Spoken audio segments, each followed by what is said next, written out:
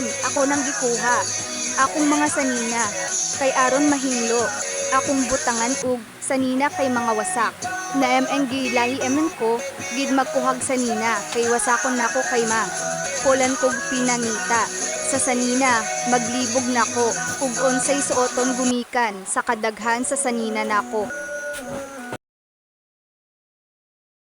Pasensya na, sa among balay nga wasak. Ayaw ling napansina. Nang ubos kay Wapa Julina arrange nako maong karon de resata. Mofocus sa akong mga sanina nga perting daghana. Dereng dapita, akong gisilhigan, ang butanganan sa akong sanina, para limpyo dayon, para pagbutang sa atong mga sanina, matik ka ha, hinlo dayon. Dayon ako nalingpi deligitang tugal akong gipang pilit saig kay hugaw tan-awon. Wala pa jedi ko na human dihang dapita, kay daghan baya pidi ang akong gipilit, maong dugay tu pidi ko na human.